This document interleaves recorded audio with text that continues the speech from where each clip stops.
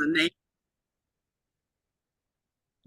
today on the name where it says Vicki Nelson, that's really Marcia O'Hare, because Vicki, who usually does the Zoom part of this, is off on something that she couldn't avoid doing. So Marcia's in charge of that today. So if you're wondering who that person is over there with the white hair and the blue background, that's Marcia, not Vicki. Welcome everybody to Chicago IANDS. It's our November meeting 2024, and we're so glad to be here. We're going to take just a moment for a brief meditation as we usually do. So if you have things on your lap or if you're not comfortable for any reason, try to get yourself comfortable so you can kind of relax and go in with the flow.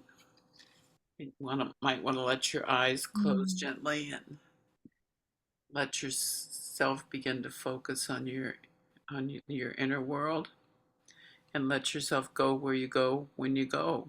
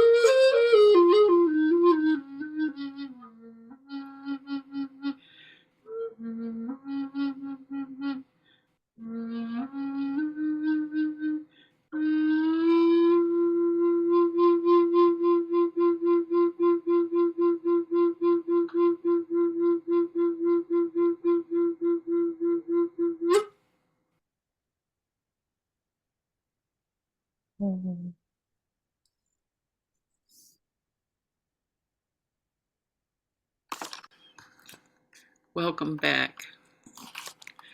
Wow, this is times that we're in, isn't it? Hi everybody. Wow, good to see you. Good to see you all. Um, a couple of announcements. One briefly is that our speaker next month is Evan Meacham, who is a transpersonal psychologist, and I think you'll find him very enjoyable. He had a near-death experience, which was quite life-changing. So please join us for the December meeting. And don't forget to donate, because we aren't collecting very much anymore. We don't collect enough to meet our expenses, and I don't want to make a charge for the meeting because I think the information is too important. So people are always welcome to come on for free, but very appreciated if you take time to go to our webpage and push donate and figure out how to send us some money. Um, Mm. Zelle is a great way. So thanks for the love, Paula. I appreciate that. Um, at any rate, and then there was one other thing that I just felt that I need to tell you about before we get started. This morning, somebody I spoke with told me how they had voted by absent ballot, and they went to check track their ballot on the website of their state, and it was not there. And I had voted by absent ballot myself, so I went on the Cook County uh, place and looked at my ballot, and they had sent me a ballot, and I had taken it to a drop box right near my house at a polling place, and I put it in the big box there and all that, and there was a girl there who looked at my signature and stuff, and I dropped it in the box. And when I went to the website this morning, I saw that it said that they had sent me a thing to sign for permanent ballots to be sent to my absentee ballots to be sent to my home, and it said that they'd never received the permission slip back. Well, I had mailed it at the post office here in Wilmette, and I think I have to go through all of my receipts because I think I had it certified so that to prove that it was sent. And the website said that it was never received and that they never sent me a ballot. But in Mm. fact, they did send me a ballot, and I have a photo of it, which I'm not supposed to have, I guess, but I do. And I have the envelope that they sent it in. And I was really upset about this when I discovered this. And I had the TV on here in my family room, which is where I'm sitting at the moment, actually, in my kitchen and family room. It's all one room. And I looked over at the TV, and there was Katie Fang on the TV, and she was saying how she was wondering why the Democrats weren't asking for recounts. And she was talking to Joyce Vance, who anybody who watches a lot of TV knows she's a lawyer.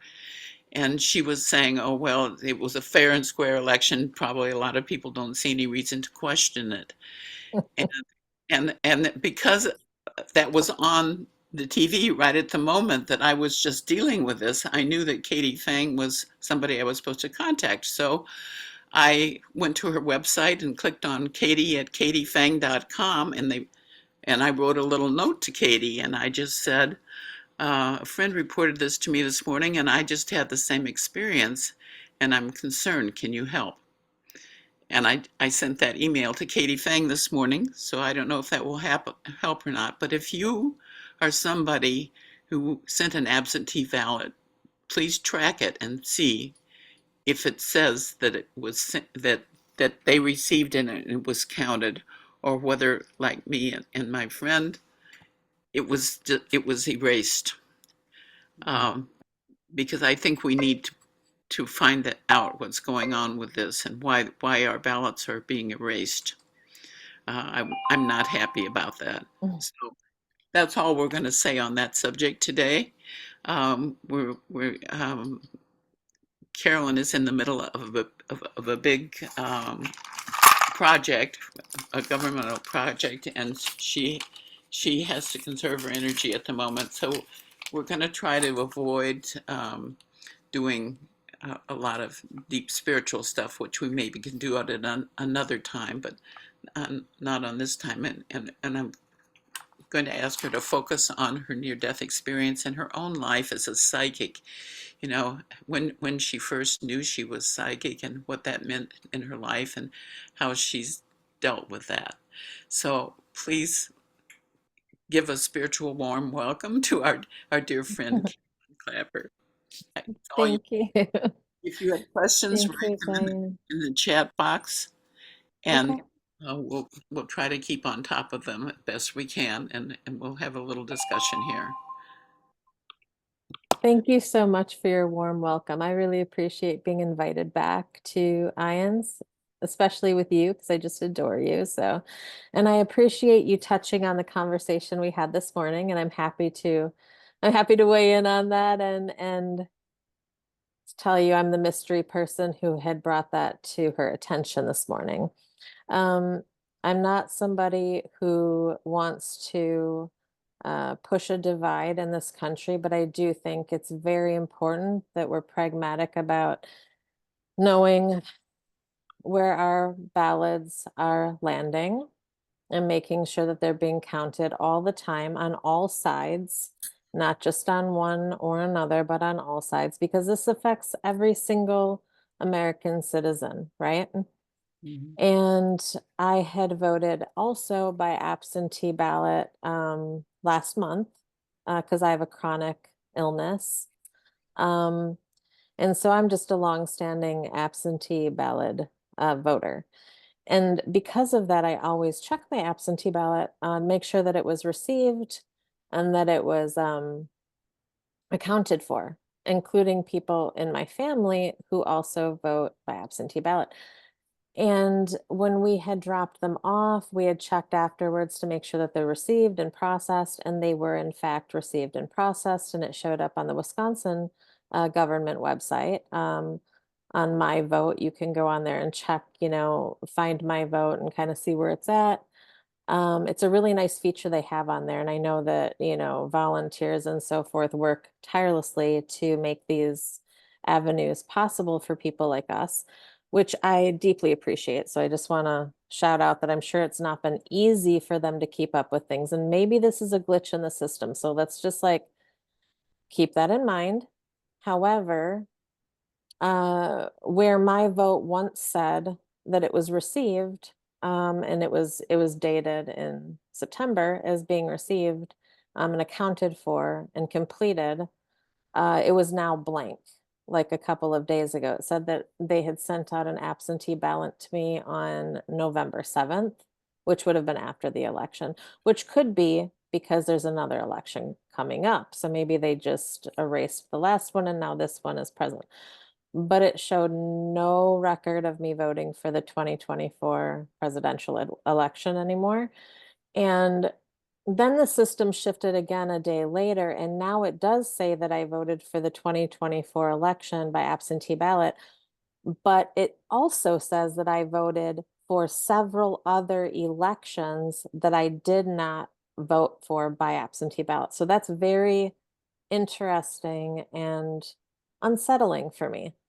When I posted something on Facebook, I kind of just put a post up hoping that other people would check theirs as well, since we're a swing state, um, and just see where the system was landing them. And it seems like there's a lot of discrepancies throughout the system for everybody who's checking right now. Like the system's saying that some people who voted in person voted by absentee ballot, which wasn't true. There's people that says that they didn't vote at all. There's a lot of these really weird, glitchy discrepancies going on. So I hope they iron it out. But if not, we really should be asking questions and be reporting it. So I think this is necessary because I think our system needs to work because our voices need to be heard and every vote counts, or it should. So yeah, anyways. So right now, I just want to begin by saying And, at this, go ahead, I'm sorry.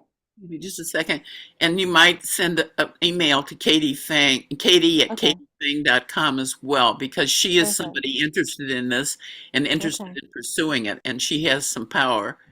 She wonderful.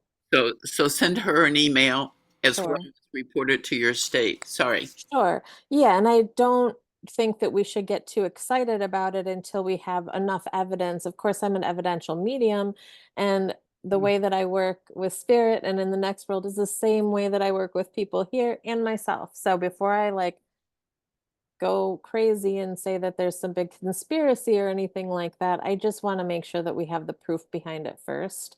But something isn't right with that. Okay. So, like, let's look into it together. And we should all want, I mean, on every side, we should all want to make sure that our votes are counting, whether you're Republican, Independent, or Democratic, or whatever, somewhere in the middle of all of those. We should just know that our voices are being heard because we are the people. So Just wanted to let you guys know that, kind of echoing what you said before, that I am working a high profile missing persons case for government agencies later this evening. So I'm unable to really dig in and read for people today, but I'm happy to set up another time to do that. I think it could be a lot of fun and a great demonstration, excuse me, of how I work.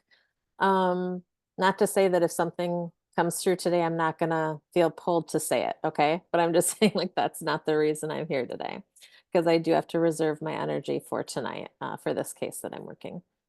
However, I'm happy to answer questions about, my work and regarding my process during this time with you. I've been asked to share my NDE, and though I'd like to speak to that experience today, I also know that there's an elephant in the room that people have been asking me about guidance to recently. And that's the election, what we were talking about already, and the state of the nation and the world right now.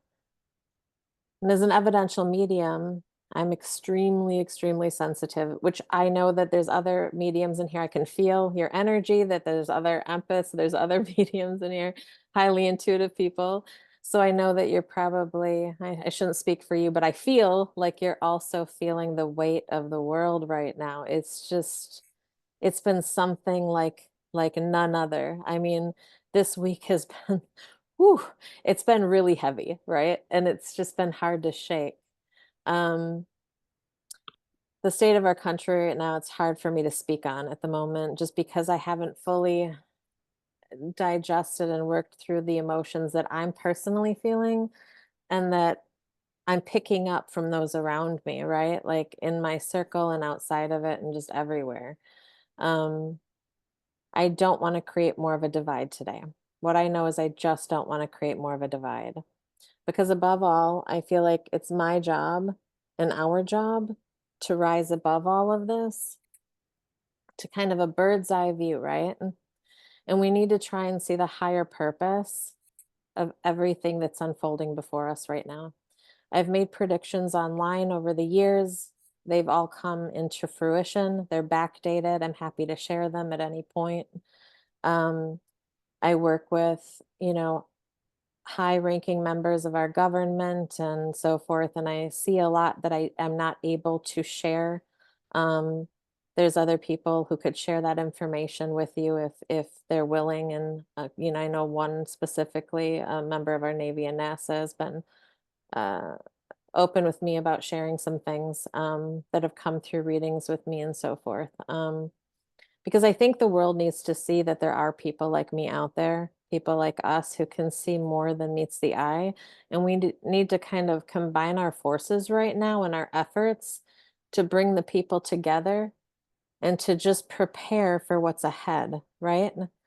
And just to try and bridge this divide that's happened, that's been pushed so heavily pushed on us right now. Um, I spoke with my dear friend Maureen Seberg this morning. She's the author of Fearfully and Wonderfully Made. And she's a really good friend of mine and a good sounding board sometimes. And, she reminded me that women need to be safe, not nice. And I really thought that was a nice quote. It struck something in me because I had just put out a post about needing to fill my cup back up again, how we all really need to find time to fill our cups back up again because the energy is so heavy right now and so angry. And there's so much hate and divide and animosity and fear.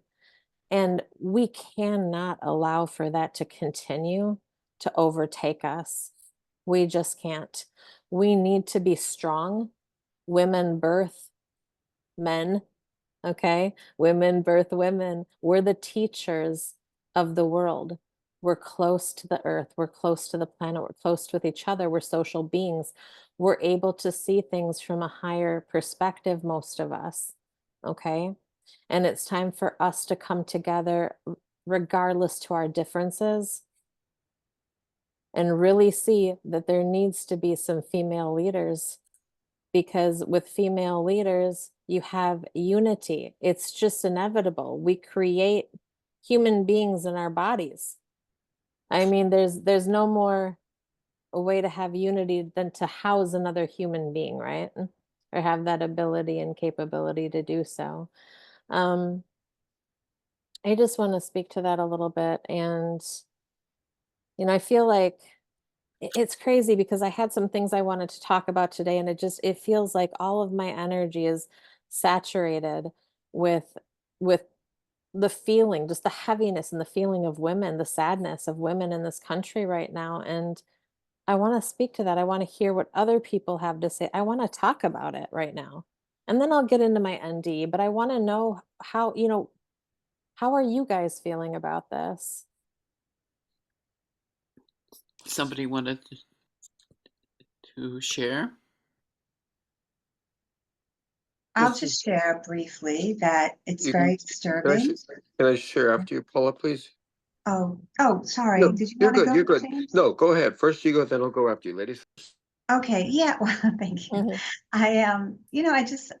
I was reading, just some of the after the election, just some of the comments online, and it wasn't on Facebook or anything like that, but it was just like these newspapers online. And, these people were writing things like, uh, I'm sorry, but I will never vote for a woman to be president, then not sorry. And then someone chimed in, well, I would vote for a woman for president if there was ever an intelligent woman for president. And I'm just thinking, I don't know what more we need to do, right? So we have to be completely perfect in every single way, and still it's not enough. So it's just Right. so disturbing. Right. I do agree with you in that they're not taking the same test. We have a convicted felon and a rapist who is now going to be quite seriously in charge of women and female rights, young women, older women, our rights moving forward. And I don't think that until you really meditate with that and sit on it and take it in, really breathe that in and digest that concept, that you can really understand how horrific that is. And it really is. And to avoid that topic today would be a discredit to my mother and to my grandmother and to myself, to my niece, to my sisters, to all of my spiritual sisters, right? To my son and maybe his future wife if he chooses to marry, and his daughter. I mean, we're not helping by not rising up and above our fears and our prejudices. Okay. This is something we really need to talk about. And we don't need to get angry about it. We don't need to fight about it. We need to talk about it. We need to discuss. I feel like so many people are actually more similar than we are different. I really want to believe in the good of people, in every single person. I have to sit with people from all walks of life all the time. And I do my best to just not judge anyone in front of me. There's no judgment. I am just there to be of service, right? And when I take my own personal judgment out of it, I'm I've always been pleasantly surprised, even if it's somebody who really lands on totally opposite ends of the spectrum with me politically or whatever, right? We can usually find these similarities and find joy within each other and common ground. And I think as a society, we've just lost that ability, and we need to regain it. We really need to talk one on one. That's why I didn't want it to just be me preaching or speaking today like I'm on some type of self-erected pedestal, because I'm really not. I'm just like everybody else, right? We're all the same. We're all in this together. And at the end of the day, no matter who's president, no matter who's in that seat, we're here together. And when there was, you know, things said like draining the swamp and things like that, we are in the swamp. Like, don't be mistaken. Like, we're all in this muddy mess together. And honestly, the people outside of this, are the elites and, big pharma and all of these systems that none of us are a part of. And they're all frolicking in the tulips and out in the forest and the fresh air, and we're in the swamp. So it's like, let's just be real. Like, they're not really, now I'm getting off on a tangent, but I'm just going to say we need to swim together. We need to be able to find some type of common ground within all of this so that it doesn't turn out ugly. You know what I mean? Nobody wants bloodshed. Nobody wants war. I don't think, I want to believe that nobody wants that, right? Like everybody just wants to feel safe, to feel loved, to feel supported, to feel like we can afford our groceries, that we can afford to live, that we're not being taken, you know, for granted, and we're not being overworked, and we can afford a home, and our children can afford mortgages, and so many topics that need to be addressed right now. Really, Kamala didn't have time to address them because she was only, you know, really, she only really began like in the summer, right? In June or July or something like that. She had such a short period of time to kind of address all the topics that needed to be addressed. And this was a very unique election, given that. So I think that she got pretty far, given all her obstacles. I mean, wow, right? But there are ballots missing. So for as far as I understand, okay, um, they said about 81 million people voted by absentee ballot. It's been statistically proven that many of those votes would be Democratic leaning. And then there was also more people signed up to vote this year than the last election.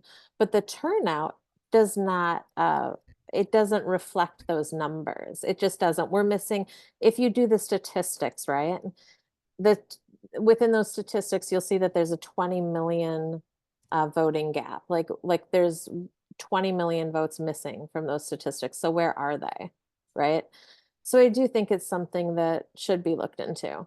And I think that the only way we can do it is by looking into our own votes and just seeing where that lands, right? And seeing what the system is saying and just kind of ask questions. But yeah, don't jump the gun and just, you know, do it the right way. Let's do things the legal way and the right way, and just hope that we can, you know, make sure that all of our votes were counted this year. That's it.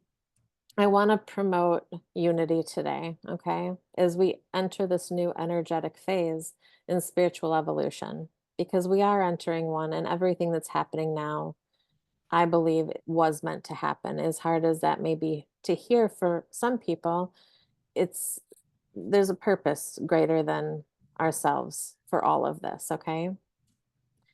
And, you know, I'm a musician and an artist by nature.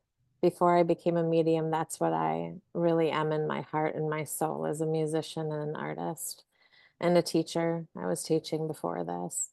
And songs keep coming to mind this morning. In the shower, I kept getting the song For What It's Worth by Buffalo Springfield. And I'm sure that many of you are familiar with this song, right? Stephen Stills wrote this song in 15 minutes after being disturbed by the images of police brutality at the Sunset Strip curfew riots, right? And I feel like we're entering into possibly another civil war, and I don't want to get wrapped up in that right now, but I do feel like it's important to, yeah, to just at least acknowledge that this is where we are today, right? And I want to play this song for you. Is that okay if I play a song? I'm just going to be that weird hippie girl that plays songs for you. So this is the song that comes to mind. Can y'all hear this? I don't hear anything, no. No. How about now? What it is ain't exactly clear. There's a man Can with you hear a it? gun over there, Right on. telling me I got to beware. Where?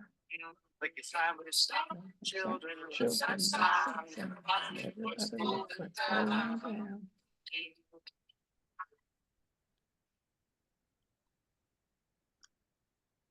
It's gone. It's gone. And Carolyn's I'm still hearing it. wrong. Nobody's right That's right. if everybody's wrong. Everybody's wrong. Young people speak in their mind. So much resistance from the time. Stop. What's that sound? Everybody look good. Showing round. This is where we're at, people. Gotta stop. Gotta look. Gotta listen. What a field day for the heat. Thousand people in the street In the street, singing carrying songs and songs and carrying carrying signs. signs. We were in Vietnam at the time. Sailing from that tide. It's time we stop. Stop. Hey, what's Gee, that what's that sound? sound? Everybody look what's going on.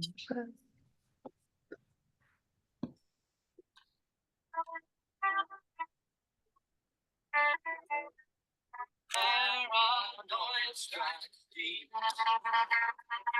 into your life. It will be starts when you're always afraid about the line. The man comes and think you really better stop. Hey, what's that sound? Everybody look what's going on. Stop. Hey, what's that sound? Everybody look what's going on. Stop now. What's that sound?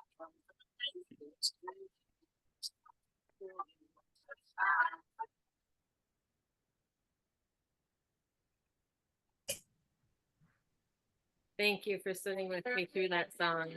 This is exactly how I feel right now. If you can hear me, can you hear me okay? Yes, we can hear you.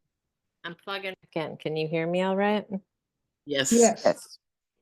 Sorry to play a song for you. It's awkward, but I feel like it's important, okay?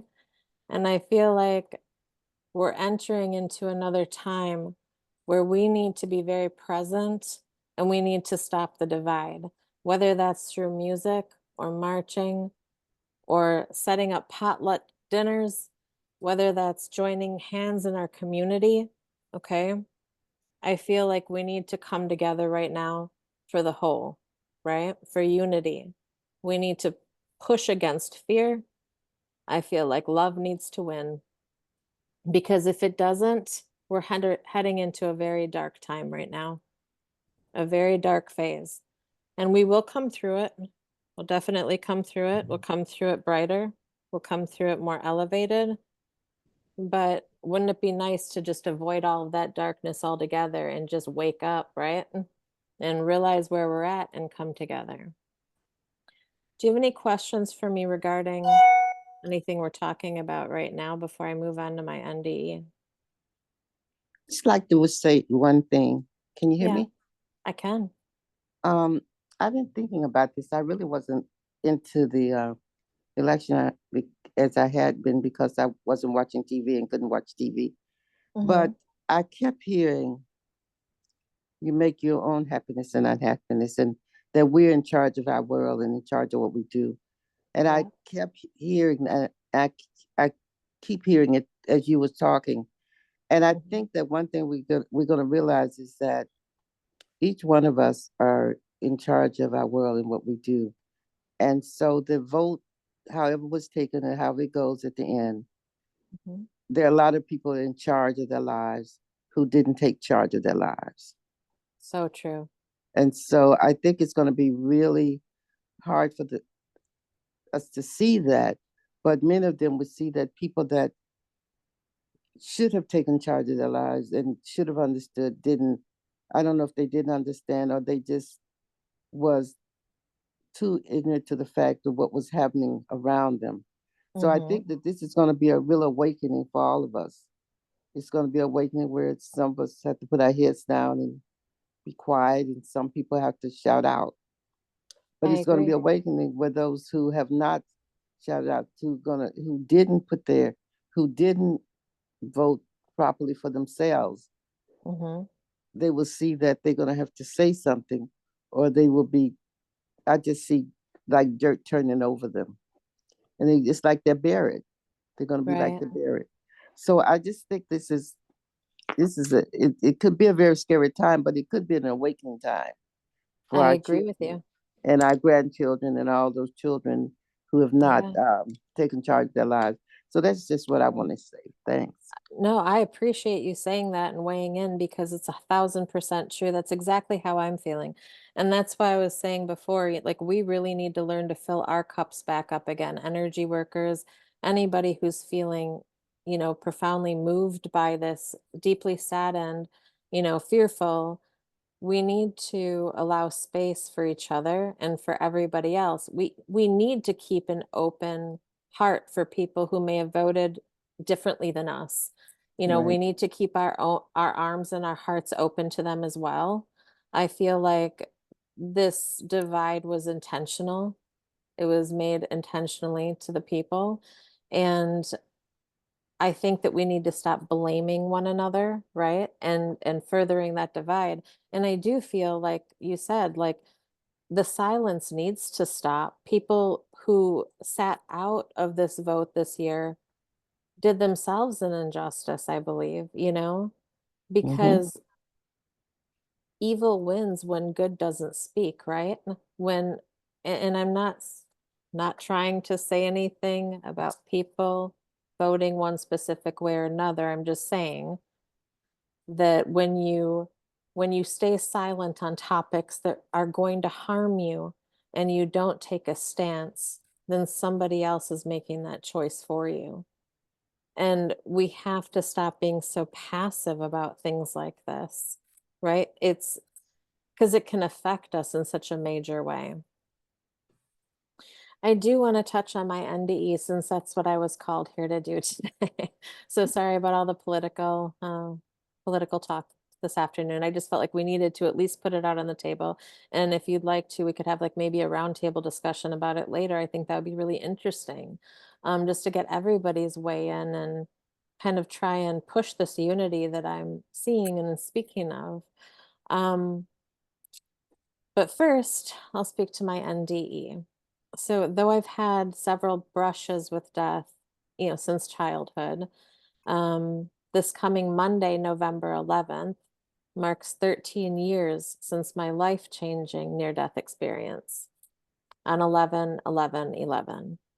It seems like a lifetime ago, but in reality, it's only a hiccup in time. I had a very profound NDE back in 2011.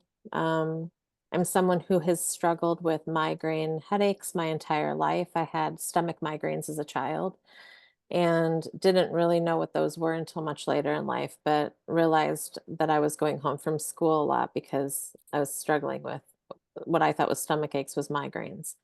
Um, I've always been like highly intuitive. I was born into an old Victorian home in Racine, Wisconsin. And if you talk to any people from Racine, you'll know that it's pretty haunted here. It's a pretty weird place. So everyone has stories. But my home was the oldest home on the block. We had a barn for a garage, and it was just an interesting upbringing. It was a blue collar neighborhood. It was right by some kind of rough areas. And so the demographic, I guess, wasn't like a place where people would, you know, love to live, I guess. But because of that, it was kind of colorful and fun. It was kind of dangerous sometimes. I'm not gonna lie, there were times when I was dodging bullets and stuff walking home from school, literally. Um, but in my home growing up, I had a lot of, experiences with spirit. My house was really haunted. It's what I would call haunted back then. So I called spirits ghosts back then, and I considered my house to be haunted. Um, when I was really little, I could see a woman playing the piano, for instance, downstairs, and my friends would be over and they'd ask me like, they'd get Right. scared, and then I could tell them who was playing the piano.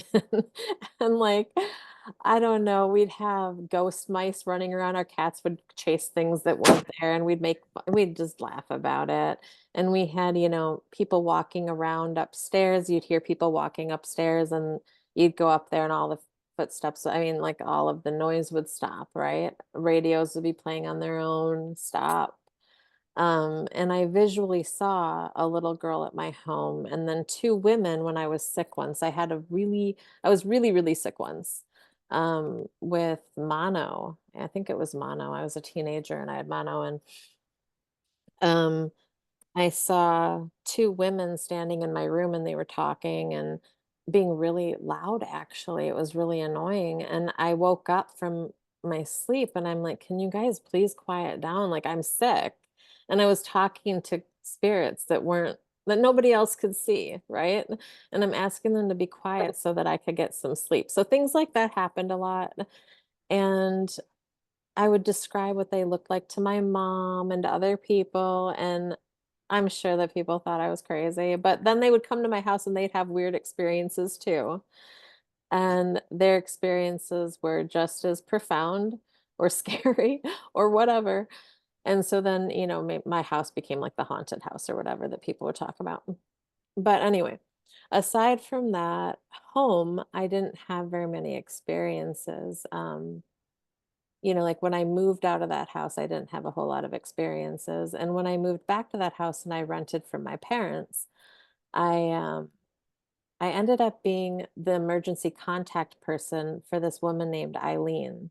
She lived just a few doors down from my family and I when we were growing up, and she used to have like this beautiful garden, and it was filled with raspberries, and she would fill her hands and our little hands. We put our little hands in the alleyway through her garden, and she would fill our hands with raspberries. And it was like the sweetest thing. She was like the grandma to everybody in the neighborhood.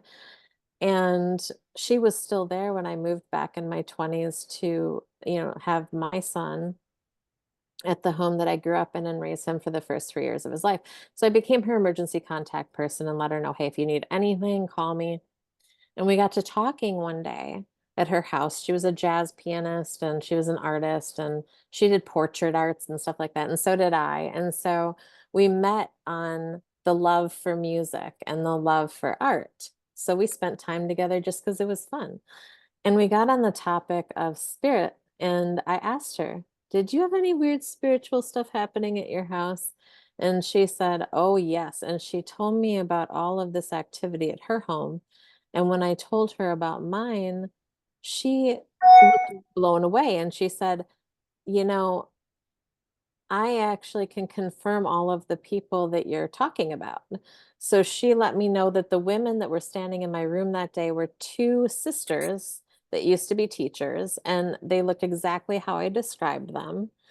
And she said that their father had built the house. And so that's the gentleman I was seeing down in the basement that was really scary to me. And she went ahead and she confirmed all the spirits that I was seeing, and I was blown away. So that was my first like dose of getting evidence back on something that I had seen, right? I just never thought I would have that. And she handed that to me, which is pretty incredible. And I moved away from there for about 10 years, right? I moved away and I had a lot of really intense stuff happen in my life. I had a lot of loss all at once. So I lost my father, and then I lost a woman who was like an aunt to me. She passed away within the same year, and then my mother followed. So I lost three people that were very, very close to me all at once within the same year and a half. And it was really hard. They all died of cancer. And so it was just a very stressful time. I was also going through a divorce, and that was putting extra pressure on me. And I was a single parent raising my kid. And they just think like somebody who's perpetually optimistic, it's a lot of stress. And so you hold all of that fear and sadness inside of you, and it creates sickness, right? If we don't find outlets for it, you can get really sick. So what happened to me was that when I was in this kind of state of tension and stress, and I was trying to find my feet again, because I had always worked and now I'd been a stay-at-home mom for a couple of years, and I was just trying to find my feet again, right, to take care of my kid in a rather abusive situation. I I got sick. I got a migraine. I don't normally get, really, really, I get really bad migraines, but I guess I'd never had a migraine like this before. So in 2011, my son was with me. We were by ourselves in my house, and I just got a really, really bad migraine. I was taking Imitrex at the time, about 19 pills a month. I was having rebound headaches as well, which was really scary. Um, I Sorry, I'm a little distracted by the questions down there and I want to read them. So I will in just a second. I will totally get to the questions in a second, but let me get through this really quick. So I I went ahead and I laid down. I took the Imitrex. I laid down in my bed thinking, okay, I'm just going to get rid of this headache. And long story short, I did not get back out of that bed. I kept coming to, in and out of consciousness. I had a fever that hit over 103.6 or something like that. And I had taken a picture of the thermometer at one point and posted it on Facebook. And I don't normally do that. I'm not like ow, I got an injury, I'm going to post it on Facebook kind of person. But I did for some reason. And it grabbed the attention of an old high school friend. And she's like, are you okay? She made a joke and said, hey, stop teaching your son Leaf how to get out of school, right? Are you holding that underneath a light bulb and making it hot? Like everybody was joking around because the temp was so high. But really, it was a cry for help from me. I was really sick. I wasn't in my right mind. Had I been, I would have called an ambulance, but I wasn't thinking correctly. I was drifting in and out of consciousness, and I started to see my mother in spirit, who I had just lost not long before that. And I hadn't had a dream about her yet, like a dream visitation, or, I hadn't really, maybe I had one, but it was like very, excuse me, it was very vague and it was really short. And it just didn't satisfy my need to know that she was okay, right? Like where she was at now. And I was constantly worried, like, where is my mom? Is she floating around in this abyss? Like, is she hurting? Is she scared? Like, I had all of these questions about death that weren't being answered. And I was feeling really vulnerable and fragile in my own life and in my own situation. I was praying a lot at that time. I just felt myself praying a lot to God and the universe and spirit, my mom, my dad, everybody. And I had this sense of desperation just to know, where are they and what is next. I was worried, and I became ill because of all the stress. So I'm laying in bed, coming in and out of consciousness, and I start seeing a movie in my head. It was just history of my life. And I kept seeing my mom when I was little. My mom was a single parent, and she would go to work if we were sick, and she would leave us at home to fend for ourselves, kind of. She would get us some popsicles and stuff and be like, okay, peace out. Like, I gotta go to work, right? Because she needed to raise us. Um, so I'm laying in my bed, in my head, I'm laying in my bed, I'm 8 years old, and my mom's coming to my bedside and she's like, Carolyn, sit up and touch your chin to your neck. And so I sit up, little me sits up, and I touch my chin to my neck. And she kisses my forehead and she says, okay, honey, popsicles are in the freezer. Call me if you need me. And she leaves. And I'm like, okay. She did this every time that we had a sore throat, or if we had like a really bad headache, she would make us do what we later called, we being my sisters and I, the chin check, right? Which we didn't know what the hell the chin check. We just thought it was some weird witchy thing that my mom was doing. We had no clue what she was checking for, but we'd just do it. So she started doing this to me, just playing this memory over and over and over in my head.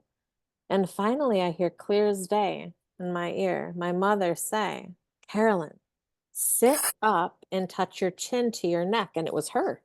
It was her voice. And I was like, I didn't think about it. I just sat up like I was a little kid again. And I tried to do it. And instead of being able to do it, my neck was fused and I couldn't move it beyond about this point. And I started projectile vomiting. I was then shown an ambulance in my head, and she said, clear as day, meningitis. I had no clue what meningitis was at that point, never heard of it. So I passed out. My friend from high school, who had seen my little picture of my temperature being so high, reached out to me. I was passed out in my bed. It was only getting worse, and the pain was excruciating. And she texted me. And though I couldn't speak, I texted her back one word. It was help. She ended up showing at my house, and my son let her in. He was just running around. I don't know how long I was out for. And he let her in, and I came to, and she was at the end of my bed, telling me that she didn't understand a word I was saying. I think it was coming out like alphabet soup. And it was just, I understood what I was trying to say to her. It was coming through my own head just fine, but my mouth was not, it was not translating what was in my brain. And the next thing I know, I'm waking up in an ER. and the doctor's telling my ex-husband, who we were split at the time, he's telling him that I had been there for 8 hours, and he's saying, "We don't know what's wrong with her. We think she could have MRSA. We don't know what's going on. You know, she's only getting worse, da da da da da." And I just kept seeing my mom in my head. And so I sat up and I tried to speak. He was there to pick up our son, right, at the hospital. I'd been there for 8 hours. So I stood up and I tried to speak, and instead I'm dry heaving. There was no more vomit left. I'm just dry heaving. But I was able to get out one word, and that word was meningitis. And there was a nurse who is like an angel now, and I cannot locate her for the life of me. I have tried, you guys. Oh my God, I would love to locate this nurse. I was over at Frederick Hospital in Milwaukee. Maybe somebody can help me one day to locate her. And I locate people all the time, but for some reason I can't locate this nurse. Anyways, so there was a nurse in the room, and she heard me say something and didn't hear what I said completely. And so she came closer and she said, what did he say? And I mustered out more time, meningitis. And her light went on. I could just see it. Ding. And she goes, "Oh my gosh, we didn't even think of that." And the next thing I know, they're saying, "Okay, we're going to tap your spine," right? And you have to be very still. And they were, they did tap my spine and take spinal fluid to test for meningitis. And then I was in isolation for, I think, about 3 days. While they were waiting for the results, because they were also testing for some other like listeria and all this other stuff from like cantaloupe and lettuce and blah blah blah. I'm a vegetarian, so they have to go down the line, all the stuff I could have poisoned myself with. So they're testing for all of this stuff, and they did come back. My test came back conclusive for meningitis, so I had viral and also bacterial meningitis, which is like unheard of. And I had antibiotics being pumped through me. I had a PICC line inserted into my arm, through my chest, and into my heart excuse me, that was my phone, for, to do testing, and also to administer drugs straight into straight into my heart, excuse me. Um, it was a traumatic experience. I felt like I was kind of outside of myself through it. They were giving me a synthetic morphine that was definitely helping with pain, and then also Tylenol, but it was helping too much. It was like I couldn't feel my body. And I remember slipping in and out of consciousness, right? And God, you guys, it felt like forever. It felt like I was in there for so long. I was only in there for like a week, but it felt like forever. And I was teetering in and out of two worlds. Like there was doctors coming in and nurses, and there was people calling me, some people I didn't even know. Like my friend Joel niece had just passed away like 2 months before I got meningitis, and he and I were really close friends since we were small. We had a deep connection, and he had just passed away 2 months prior to me landing there, and he was swirling around me, and his friend Chris was calling me at the hospital. He had gotten the number from somebody, from the girl who had from a mutual friend who had come over to my house and called the ambulance, right? And all these people were slipping into my life like that I had never met. Joel's girlfriend came over and brought me soup. I didn't even know her. And people were just reaching out and being so kind to me. And once Chris was on the phone with me, Joel's friend, and I was telling him that my PICC line was in too far into my heart because I could feel my heart fluttering. And then I passed out, and the nurse picked up the phone and he said, "You've got to pull the PICC line back or whatever because it's in too far in her heart." And she's like, "How do you know?" Because I flatlined, you know what I mean? And he's like, "How do you know?" And or the nurse asked Chris how he knew, and he told her. She just told me this, right? So basically spirit told me, and I saved my own life in that, like by him relaying the message to the nurses.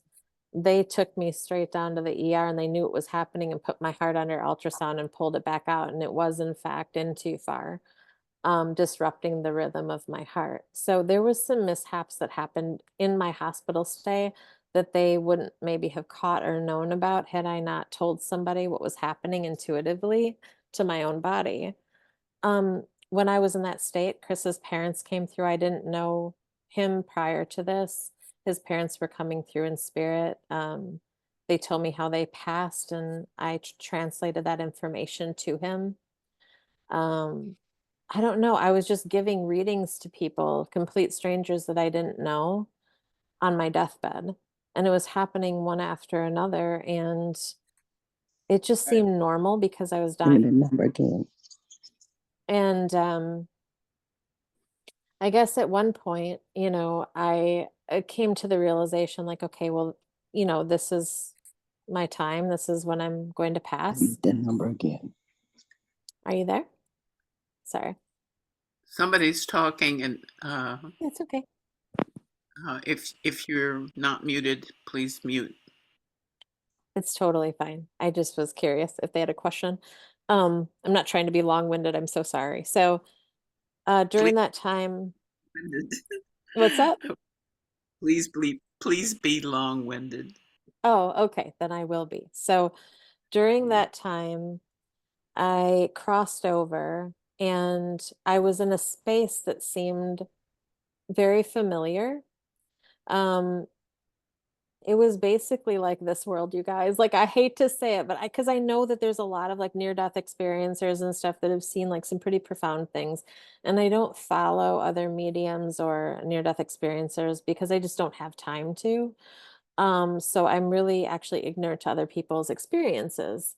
But I've heard through other people, through clients and so forth, that people have had some pretty profound experiences, like flying on the wings of butterflies and different things like that, which is pretty magical. But mine, I just kind of like ended up in like a mustard colored kitchen. It was like so retro. It was like, I'm like, wait a minute here. Like, it looked like I was walking into like some 70s house, it wasn't like anything fancy. It wasn't like, I was like, come on, you guys, there's not even like stainless steel here. Like, what's going on? No marble? No. But it was just normal. And all of my people were there that I had lost, my parents and I had grandparents there. I mean, I could see certain people that I had lost. Joel was there spinning around. He was like gathering the troops for me, just swirling around everybody. And but then people that I was talking with in the room that I was at, they were there as well. So it was like everybody was there, including people I had no clue. I'd never met them. I had never met them before. And they were all hanging out. They were drinking wine. I mean, my mom was drinking wine, which seemed totally normal. And my dad wasn't, which was also really normal because like he was such a square and I think he probably had one sip of beer in his entire life. So it all made sense to me. But not the kind of sense that I learned when I went to, Catholic church and Lutheran church, and when I went to Unitarian church even. I had dabbled in a lot of religions growing up, and none of them spoke of what I was seeing. It was but it's exactly what I would want to see. It's the people that I love, right? And that's all that matters to me. So if that's heaven because that's all the people I know and love. And they're not just floating around being really boring and perfect. Like, no, like they are not perfect and they're not boring. They're so much fun and I miss them. And they're exactly the same. So anyway, so I'm over there hanging out with them, but really just, I wasn't hanging out. I was more watching them. I was seeing them kind of like I was on the cusp, but I wasn't in there yet. It's like they were waiting for me, right?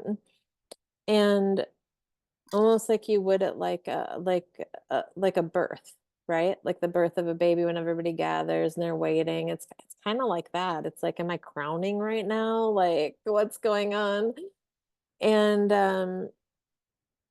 then at one point I got sucked back into my body, and then I was in another space again, and I could see myself kind of in real time. I was wearing a hospital gown, and I could see myself now visually that way from behind.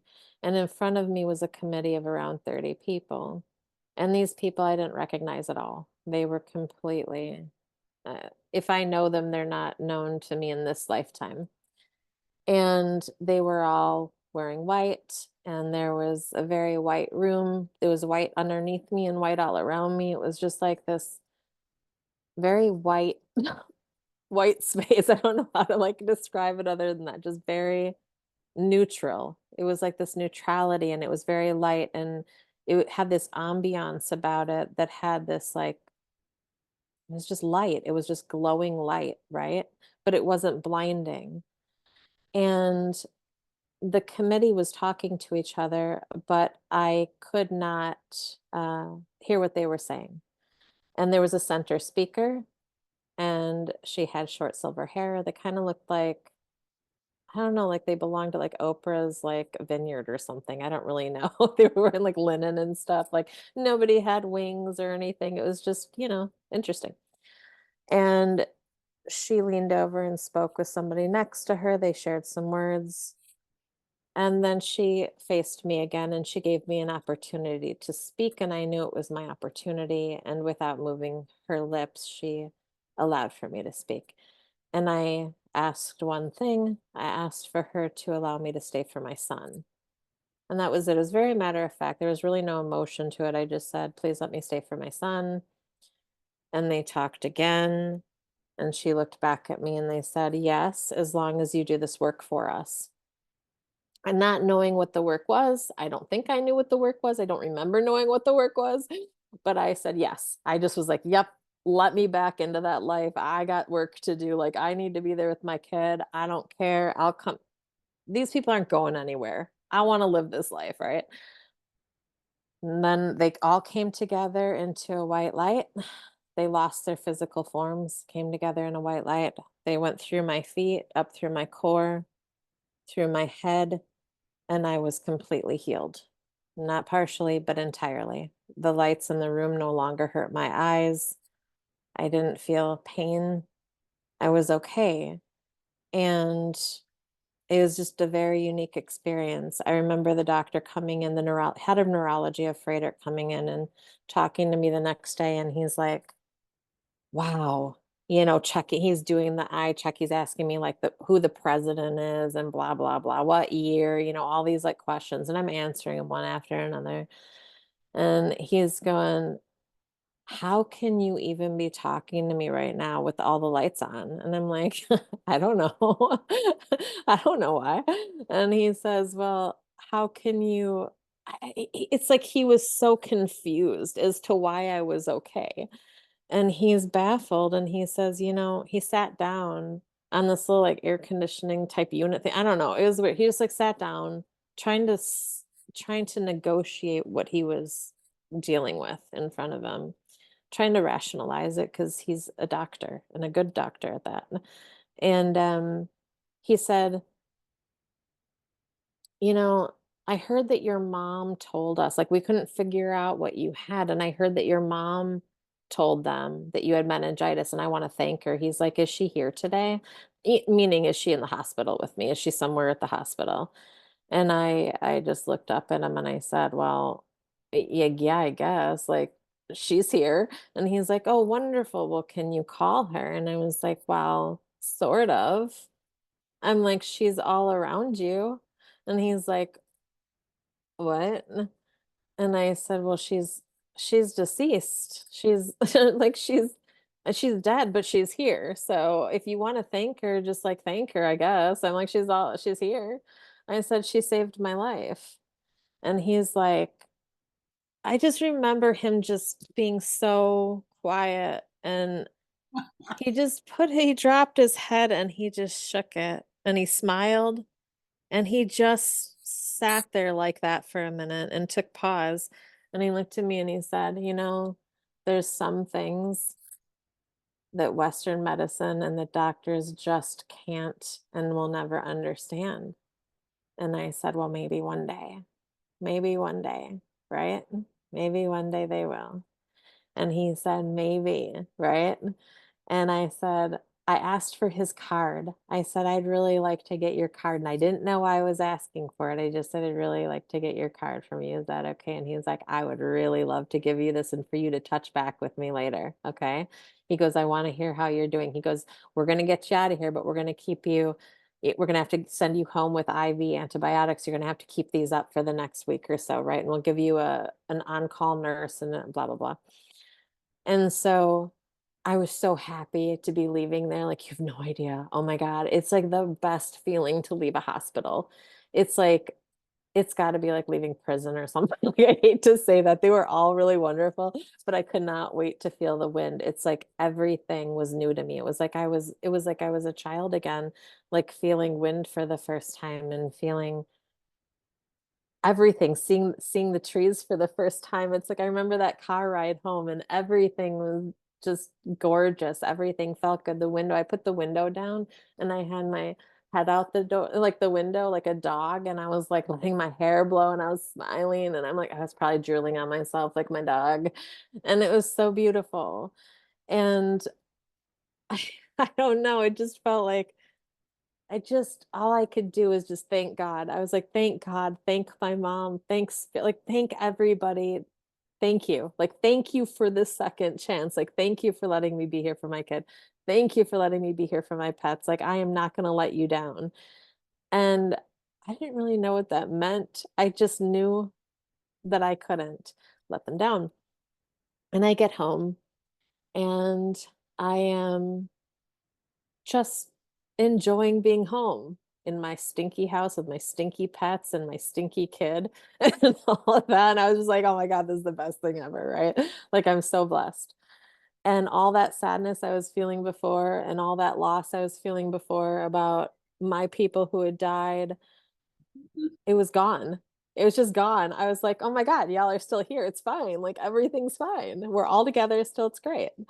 So I felt this deep level of comfort and just a trust that everything would be okay. Like, I had no money at the time. I didn't have any money to eat. I didn't have money for milk at the time. I didn't have a job, but I was like, God will provide. I just knew God will provide.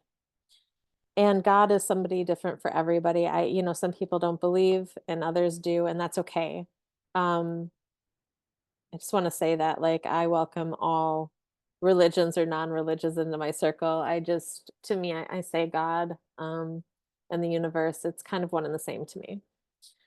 Um, but when I left that hospital, I had a knowing, like before I left, I had a knowing from spirit. I had a download that there would be three things that would happen for me. And hear me out, because they haven't really happened yet, and it's been like 13 years, but we still got time, right? So first thing was that I was going to write a book, which is now being written, and I'm just super excited about my book. And there's a lot of talk from different networks and producers and so forth, and other, very accomplished writers who want to help to co-write and co-edit my book.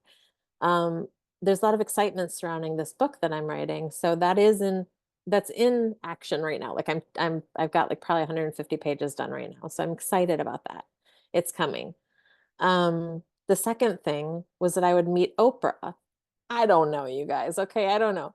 My mom liked Oprah before. I always thought, well, maybe I've got to meet Oprah to give her a hug. I just want to give her a hug from my mom, because my mom was part of her book club and my mom devoured books, and she was a genius, and she was an English teacher and a master of English and everything. So I thought, well, that makes sense. I'll give Oprah a hug from my mom. And I love Oprah too. I'm just saying. Um, the third thing was that I would be studied, my brain would be studied to understand.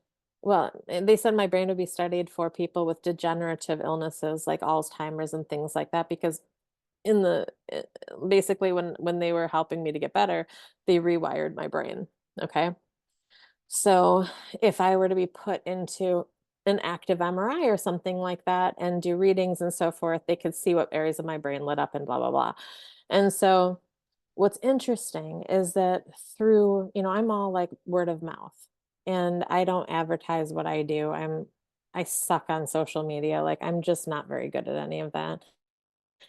But through word of mouth over the years, my name has been spread so much that now my reach is really far into all different arenas, including, government and um, like Hollywood, and, like producers and actors and actresses and so forth like that. And then also, editors and authors and all kinds of, different arenas. I mean, I'm working with like the Dalai Lama's people right now on something else. which I won't get into right now. But yeah, it's just opened my world up to so many adventures and new experiences. And now, just last week, there was some talk about some of the top scientists possibly being interested in studying my brain. So that's the book in the brain. So come on, Oprah, girl, I'm waiting for you. Okay. Like, I don't know, but it'll happen. I have no doubt in my mind. So after I got home from the hospital, I didn't know that I had changed so drastically. It was just, I knew that life felt very new to me, and I was just very glad to be home. When I was in my bed and I was changing out my medication once, there was well, actually I didn't change it out.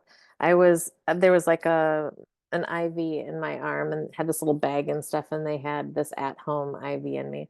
And a little bubble of air was in it, and I just looked at it and I realized that's probably not good to have a bubble of air that's going to be going into my vein right now. And so I called this line that they give you. They provide you a phone number in case there's an emergency, right? It's like a nurse's line. And I called over there and I'm like, hey guys, there's a bubble of air in my IV and it's kind of moving closer to my arm. And they were like, oh my God. And they advised me, okay, we're getting somebody there immediately. Like, don't do anything. We're getting somebody there because it can be deadly, right? And if the air bubble gets to my vein, it could kill me. And I don't know what happened, but I kind of left my body. I felt somebody step in and I left my body and I did something with this whole setup that I had connected to me. And I solved the problem. I have no medical background. I'm not a nurse. I'm not a doctor. I didn't know what the hell I did. But then all of a sudden I was back in body and I felt like somebody in spirit had stepped in and helped me. The doorbell rang. The nurse was there. It took her 20 minutes to get to me. It's just the reality of my position. And when she came in, she's like looking for the air bubble and it was gone. And she goes, well, what did you do? And I said, well, I feel like somebody stepped into me. I just fixed it. I don't know what I did. And she was floored. She's like, how did you know how to do this? I told her what I did, but I told her I wasn't in charge of it. Excuse me, I had to resituate. I told her I wasn't in charge of what just happened. And she was just like dumbstruck how I would know how to correct this issue. Maybe it's not a big correction, but she seemed pretty impressed. And I know that it wasn't me. So again, not me. I did not have the wheel. It was somebody else with the wheel at that moment. And it definitely, the credit doesn't belong to me. So one more time I avoided death. Just not in, the same really painful way. Anyways, at some point I got that PICC line removed and I was able to take my first bath. So I climbed into the bath and my phone rang. And I answered it, which I normally wouldn't do because I was so enjoying this first bath experience after over a week of not having a bath. And it was an old friend of mine of whom I hadn't talked to in a long time. I hadn't been to her new apartment, nothing. And I start talking to her and she's crying and she's in distress. Her name is Anne. And she was just beside herself. And all of a sudden I closed my eyes because I'm in the bathtub and I could see her grandmother in spirit. And all of a sudden I saw Anne sitting on her couch that I had never seen with my physical eyes before. I saw her in her living room. And I said, Anne, are you sitting on a couch right now in your living room? And she says, yes. And I said, honey, are you holding a pink hat to your nose and smelling of it? And she says, yes. And she starts crying more. And I say, did that belong to your grandmother who died of cancer recently? And she just started crying. And she says, how did you know that? And I go, I don't know. I can see you. And I could see her while I was in the bathtub. I could see her house and I could see what she was doing. And I don't know, it was weird, but I didn't really like take note as to how weird it was. And all of a sudden I was just like in her space. I just had intruded into her space like unknowingly. And her grandmother walked me through all of these things that happened to her, how she died, you know, the trauma that she went through, what Anne had now that belonged to her, like that Anne would go to her bathroom and look in her mirror and self-talk every day, and what she would say. She told me about this little box. It was like this little jewelry box that was in her attic that contained like 5 things, and a couple of them were handmade trinkets and things that her daughter had made. And she tells her to go and find this, and then she tells me of this statue that Anne had, and it was a saint statue inside of her living room, and it had been moved. I said, "Anne, is there a little statue of a saint in your living room and it's being moved all over the place? Like it keeps moving on its own." And she's like, "Yes, it keeps like it was over here one day." And she's telling me, it was over here another day. I'm like, "Honey, that's your grandma. Like she's coming through to tell you that she's like, this is her way of telling you, like, I'm here." And then, yeah, the reading continued for some time, and it really helped my friend. And it was just, like, profound to me, but I didn't even realize how profound it was at the time because I was so in it. It just seemed normal for me, strangely. And I remember her grandma telling me, like, "Hey, I'm gonna like, you can go now." She gave me permission to go. She goes, "You can hang up now, and I'm gonna stay with Anne, okay? I want you to let her know that I'm gonna stay here with her, and I'm gonna make her have goosebumps on her arm and get really cold right now. And you tell her what arm is gonna get really cold, and that's me hugging her." And she told her that, and then Anne just, like, freaked out. "Oh my god, Carolyn, I'm freezing." I said, "I'm gonna leave you with your grandma, and I'm gonna hang up, okay?" And she says, "Okay." She felt better. Um, it was important that I do this because she was feeling so much loss with her grandmother at the time that, you know, she was not wanting to be in this life anymore, okay? And I was told that and shown that she didn't want to live anymore. She wanted to go and be with her grandma. And I had already, saved Annie's life before from suicide, right? And so it's just tricky. So I didn't want that to happen again. So grandma said that she would stay with her, and she did. And I hung up the phone, and my bath water was now cold. And honestly, you guys, I lost my shit. I just, I freaked out. I had no idea how I could see that way or what was happening to me, and I didn't understand it.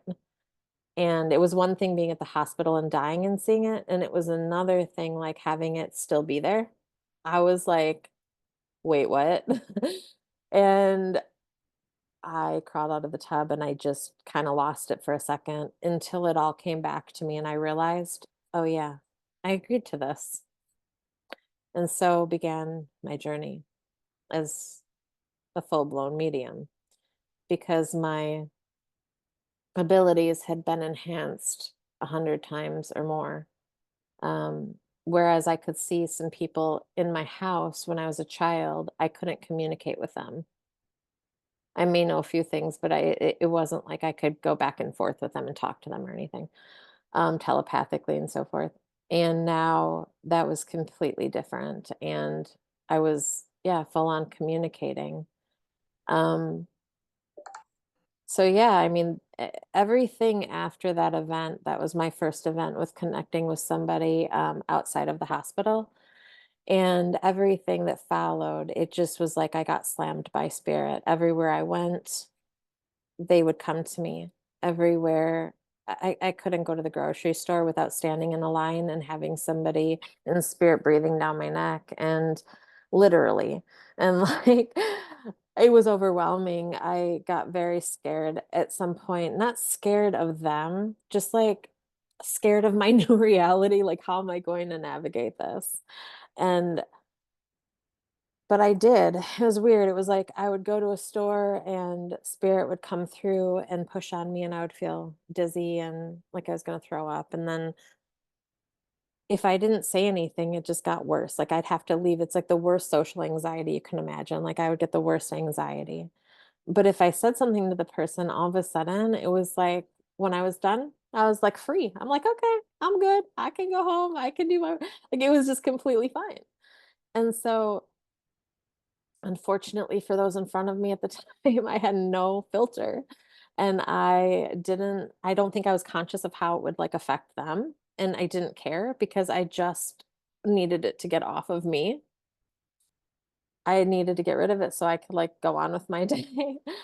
And so I would literally, one story, I went into Whole Foods. They had just put up a Whole Foods by my house, right? Like right after this happened, I was super excited because I'm a vegetarian. Oh my God, they have so many vegetables there. I was so stoked. So I went in there like the week of opening and I was standing in line. And of course, that happened to me. Spirit came through. And I'm like, not now, not now. And the man standing at the counter to check me out, the cashier, he was this really tall, really big man. And I'm tall, I'm like 5'9". So like he's like really tall. When I say somebody's really tall, they're actually really tall. And I don't know, like he was just normal. I mean, like, I don't know, there's nothing like crazy unique about him that I could see just going up to the counter. And his grandfather was pressing in on me saying, "Please say something to him. Tell him grandpa's here." And I'm like, "No way. No, like go away. No, no, no, no, not today." And he's like, "Please, please, please just tell him I know he's gay. I know he's gay. And it's okay. And I love him. I love him anyways. It's okay that he's gay. He could have told me he was gay and it would be okay. And I would have embraced him." And I'm like, "No, uh-uh." Because I'm looking at this guy and I'm trying to my gaydar. I'm like, "Is he gay?" I'm like trying to really like size this up and go, "Wait, is this true?" Because I can't tell. Because it's not like you can tell. There's no way to know, right? And I didn't want to upset anybody. And I was like, fine. Because I just kept getting dizzy. I'm like, okay, fine. I'll say something. And I leaned in and I said, "Hey, I'm so sorry to do this to you, but I see things differently than other people. And if there was somebody who wanted to come through from the next world, would you like if he's like somebody dead?" And I'm like, "Yeah." And he's like, "No way." And he's like, "No, no way is this happening to me." He's like, "I've seen this on TV, right?" And he's going, yeah, like I want to hear, right?" And I said, "Great." I said, "Your grandpa is here. And he said that you talked to your dad, but you didn't feel like you could talk to him. And he knows that you're gay and he loves you more than anything. And he's okay with it. And he's completely, it doesn't change his mind about you. He loves you. And he wishes that you would have felt comfortable telling him that he could have been a safe place for you." And the tears just started rolling. And I just reached across and I just grabbed this big man and I just embraced him and we embraced for a while. And he's like, "Oh my God." And his grandpa was telling me about this fishing trip that he would take him on and all this stuff. And oh, it was so moving, you guys. It was just like, I don't know, like he was just like, I needed to hear that, you know? I thought my grandpa would be disappointed in me. He probably didn't know how he thought once he passed over if there is an afterlife, like, is there like judgment about that and blah blah blah. And it's like his grandpa just needed him to know, like, I love you. Like, I love you for exactly who you are. You were created exactly how you were supposed to be. And that love you have in you is for anybody you choose for that love to be for. And it doesn't matter what shape or color or gender or anything that love is for. It is love. Love is love. I love you. It's all about love, you guys. There is no judgment over there. Come on, let's evolve. Come on, at least let's evolve past that silly topic that's now on the table again. Don't get me into politics again, you guys, but seriously, let's at least move beyond that. Can we? Can we just accept love? Can we just love each other and accept love for once as a whole? Just, it's so easy to love people and it's so hard to hate. It's so toxic and sickening to hate people and to divide. And it's just so easy to love. If you look at somebody that you don't like, and if you have prejudices or fears about them, and you just look at them and you find something in them that you can love, your world becomes so much bigger. Like, it is the most liberating feeling in the world to just love everyone freely with no judgment. I love all of you. I love every frickin' person and animal on this planet. I love you fiercely and with every cell in my body, regardless to your imperfections, because we all have them, including me. I'm as imperfect as all of you. And we all need to embrace each other's differences. And this was a pivotal point for me where I just like, God, that was a good hug. That's all I have to say. It was a good hug. And a week later, I came through those doors, and you guys, he was wearing some badass Elton John sunglasses, and he was rocking those sunglasses. And I was like, baby, you look good. That is your look. You rock those glasses. You own yourself. It was liberating. Every time after that, he would come and hug me. He would have like these amazing Elton John glasses on, and it just made me feel like I had a tiny little influence in that. Like I got to see that evolve. I got to be a part of that moment, and it just like that'll never leave me. It was beautiful. It was one of the most beautiful moments. And we're still friends on Facebook, and I admire him and I love him. He goes full drag now. I freaking love that dude. And I don't care what anyone else says. He is just all love, all love. Anyway, we'll move forward from that. Everything in my life beyond coming out of that hospital was all synchronistic.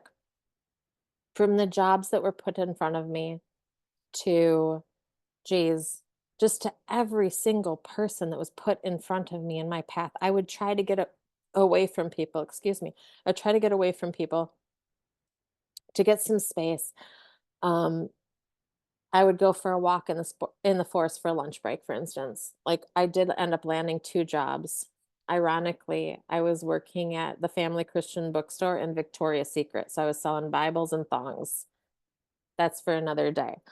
But I would go for walks in a forest, and even when I try to get away from people, I would run into the one person in the forest, and they would have a spirit connected to them, and I would end up reading for them. I read for people in the shadows of the places I worked for years, and my name spread like wildfire. People who came to Milwaukee and visited the Mayfair Mall area would run into me, and they'd go back home. Some of them were from different countries, etc.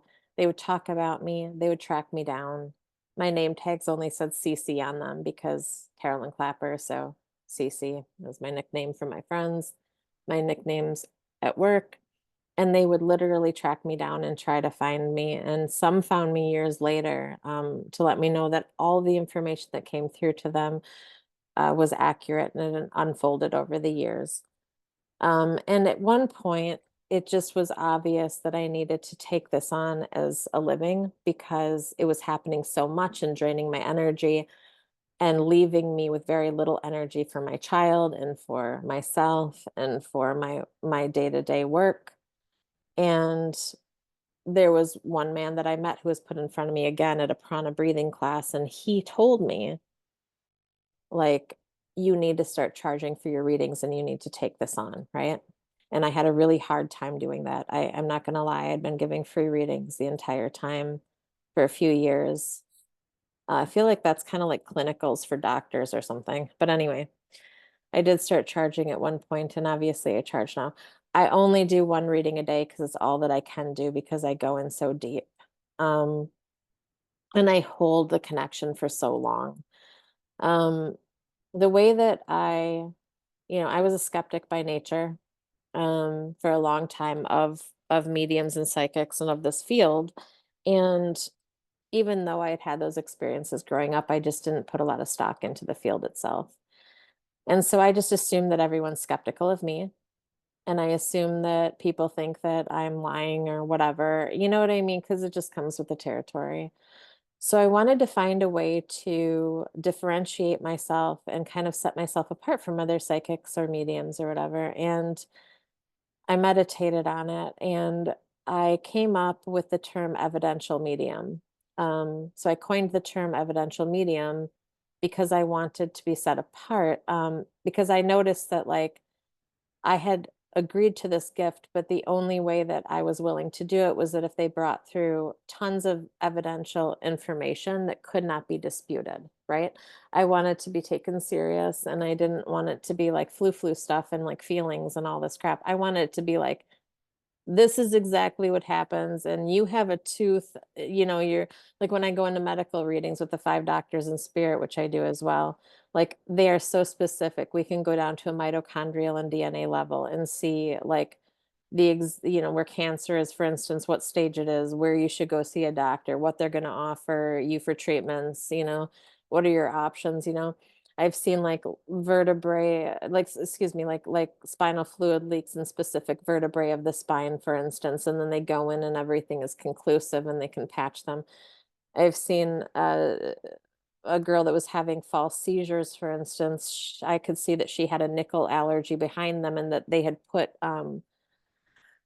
oh geez, they had put metal into her spine. I saw the surgery, what happened during the surgery, and that they had put titanium in her spine, but that the screws had nickel in them, and she was having an allergic reaction to the nickel in the screws, causing false seizures. And the doctors didn't believe me at first, and then they tested her for nickel allergy, and it came back conclusive. And then finally, a year later, she was taken to a doctor in New York who did finally take on her case, and he was willing to open up her back again and remove the screws and switch them out.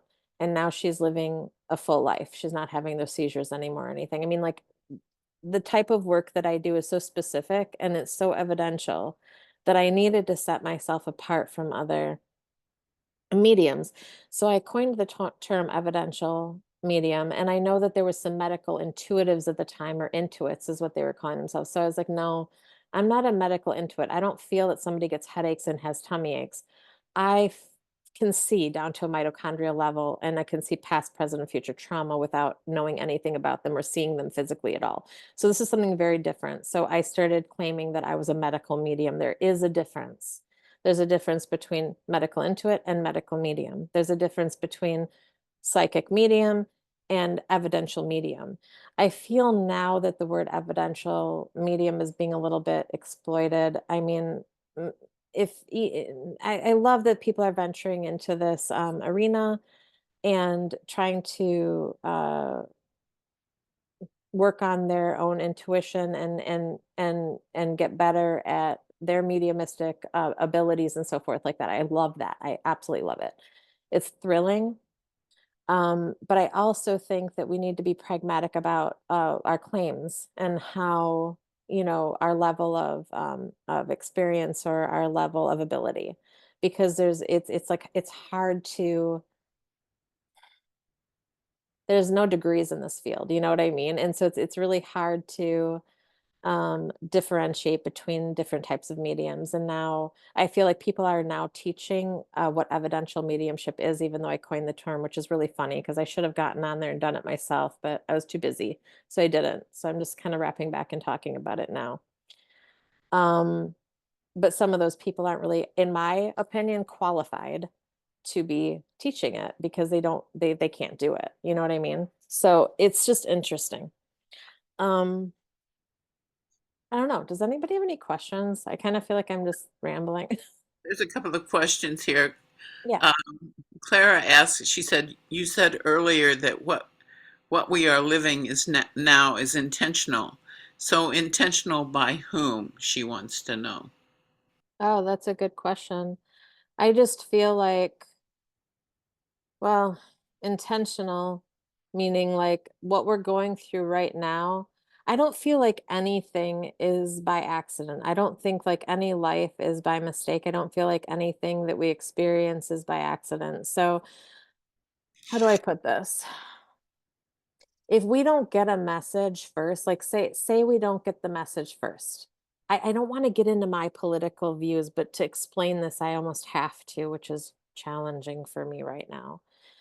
Let me try to put it in a different air other than politics, since it's so divided right now. Okay, let me put it to you this way. Say you're somebody who attracts narcissistic partners. Okay, you're an empath and you attract narcissistic partners. The universe may put somebody in front of you that's narcissistic. And you lean into that relationship and you end up giving a little more of yourself every day to that relationship. And eventually you start to lose yourself in it, right? And at some point you're kind of lost, and that person is shining in the relationship and you've dulled down, and the relationship is all about them and not very much about you anymore. And you end up getting really hurt. Okay. And you stay with that person for a really long time. And eventually you do the right thing and you break ties with them. But then you are shown another person, right, that has narcissistic behavior, and you lean into it again, right? And you go right into the same situation, but this time it might be worse. Like the last person was just emotionally abusive to you and didn't really, he was degrading and didn't really talk very highly of you and didn't boost you up and didn't hold you up. And now this one gets physical with you. In a way, it's because like you didn't learn the first time. So now the universe is handing you like, here, we're trying to teach you how to have self-value and self-worth, and trying to show you your own power. But you didn't see our test the first time. So now we're going to hand it to you in a bigger way. So politically speaking, it's kind of like we were, let's just be real. We were shown what we were dealing with years ago, right? And we didn't pass the test. We didn't take the warnings, right? And now here we are again, right? And it's just amplified a lot more this time, in my opinion. Everything's amplified because we didn't learn the first time. So what I mean by is this is exactly what was meant to happen is, well, if we don't do right the first time, the lesson's going to keep repeating itself. That's why education is so important. Learning history is so important. Learning the history of psychology and humanity is so important. So I feel like, yeah, if we don't learn from our past and past mistakes, we're going to repeat them over and over and over and over until it sticks, until we just do better. So I'm hoping that this time we learn collectively and we have a huge awakening. We come together, we unite after the dust settles, and we learn from this as to not repeat again. Does that help? Yeah, I think that's good. Clara, do you want to say anything?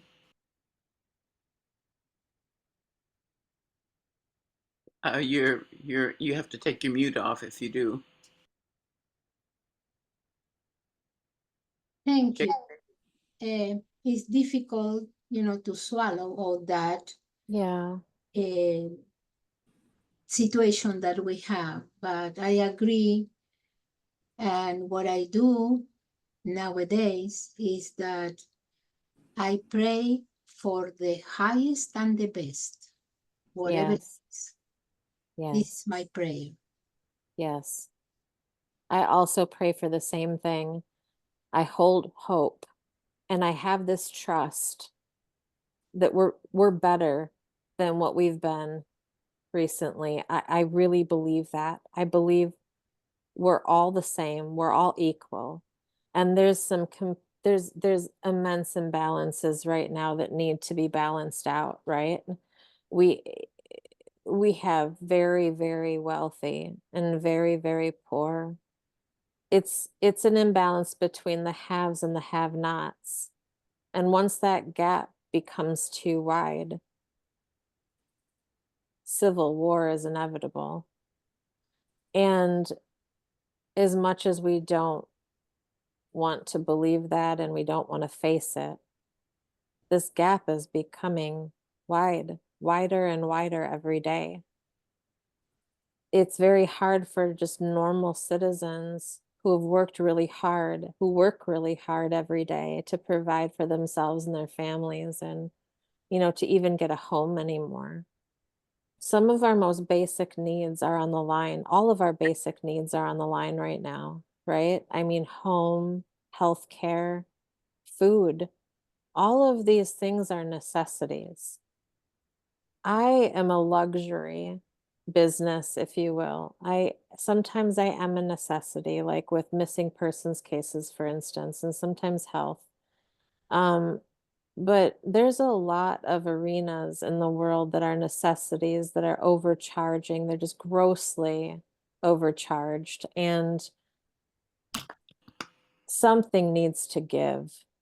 You know, our healthcare system, Social Security is on the line now. I mean, just so many things are on the line, and you can't have one pocket of society take one tiny pocket of society having everything while the rest are struggling. It's not right. It doesn't work. The balance is not there. And the only way that the universe functions appropriately is when there's balance. And we must find that rhythm again and the balance. And in order to find that balance, we may need to shake stuff up for a minute. We may need to do that. And that is scary. And hopefully, when the dust settles, things settle a little bit more evenly the next time, and we're a little bit higher than we were before, spiritually and otherwise. We need to really put focus on the educational system. We really need to do that again, because years ago there wasn't systems in place where every child passed even though they were failing. I understand the principle behind that and the heart behind it, but that's not it hasn't proven to be very good for children and for our society, right? I mean, we need to hold people accountable at least to a level of being educated. The just base level education needs to be taken more serious. We need to put money into our teachers and into, arenas that are actually going to effectively help us as a culture.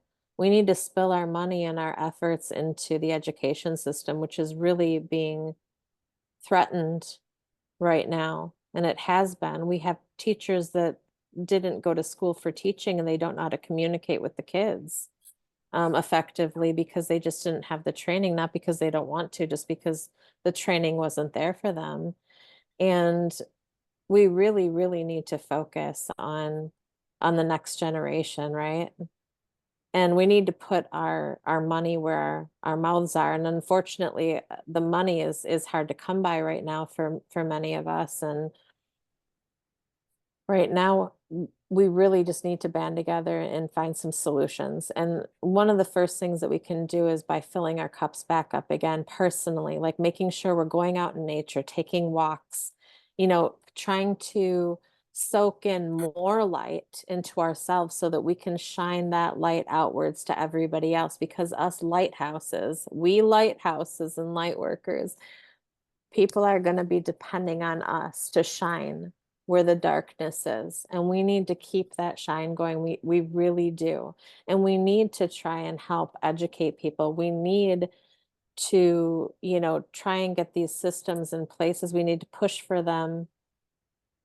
Politically, with our political leaders, we need to demand that these systems be supported monetarily.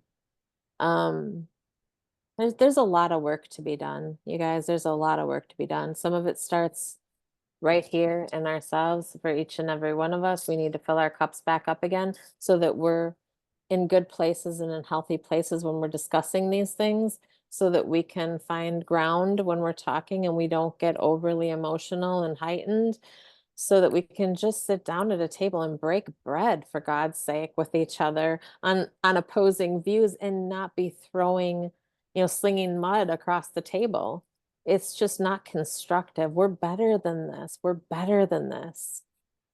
All of us are better than this on every side. You don't need to fear each other, color, race, gender, whatever. Inside, we all bleed the same. We're all going to the same place, whether you like it or not. Yeah. I've been there, I've been back. And I tap in there all the dang time. And I'm telling you, gays are over in the next world too, y'all. Sorry. Not sorry. I'm just saying, like, everybody is there and there is no judgment about that. So that's my truth. So I'm We're all sticking with it. We are all the same. We We come are. lessons and we come different colors and different sexes and with different problems in order to learn different things. It's Absolutely. we all have all of these experiences, Yeah. and we need to accept that. You know, it's okay if you're black or you're green or you're purple. You know, it doesn't matter, because if you're purple, you get different experiences and you learn different lessons. And we're And all about learning. not just accept it, but embrace it. I don't want Exactly. to just be accepted. I don't want to just accept you guys. I want to embrace our differences. Exactly. I love people for their differences. I think if we were all the same, what a boring world this would be. It would Yes. just suck. It would be so boring. I don't Yes. know. I love everybody's differences, and I think they can be celebrated and not be feared. So we just need to get back to a place of celebration and love. As simplistic as that might sound, that's the truth. That's my truth anyway. Um, You've got more some questions? Are you ready for more? I was just gonna say, some people were asking me to talk about like what kind of work that I do. I know that I had, touched on the topic that I am an evidential and medical medium. What that means is that I have, I do evidential readings. I can see remotely. I can do remote viewing. I see everything with my eyes, behind my eyes. I see movies play in my head. I see spirit in front of me. I can communicate with them telepathically. I don't get audio, I get telepathic. I'm walked through events. I'm seeing things very, very, very specifically. In a movie, for instance, I can kind of hone into a specific area and relook at it. I can look deeper into things that I'm being shown, excuse me. That's why I'm really good at finding missing people. I've located about 10 missing people so far. I do that pro bono on in between scheduled readings, and the most recent case that I got some notoriety for was a case that I worked down in Louisiana, of missing mother Teresa Jones. When her daughters called me for my assistance, it's been on the news and so forth, kind of internationally and nationally, which landed me into the case that I'm doing now, um, for a couple high-profile government agencies regarding a case that's open, so I can't talk about it on this platform today, but eventually, probably. Um, it's exciting that I'm able to do that work. I feel like it's a way that I can give back, and it's the hardest work that I do. It's so hard. It's so painstaking, and it just takes every ounce and bit of me to do, but the outcome and the reward is something that never gets old. Just finding somebody deceased or alive is the best feeling, to know that you can bring them home. Um, yeah. And I will be likely there. A doctor client of mine. There's a testimonial. His name is Casey Polios, Dr. Casey Polios, on my YouTube. Brian Smith interviewed him. Both of them are just wonderful. I just love them both so much. Casey Polios, I've known for probably about 8 years now. I became his medium and his wife's medium, who we recently lost almost 2 years ago now. Her name was Dana Polios.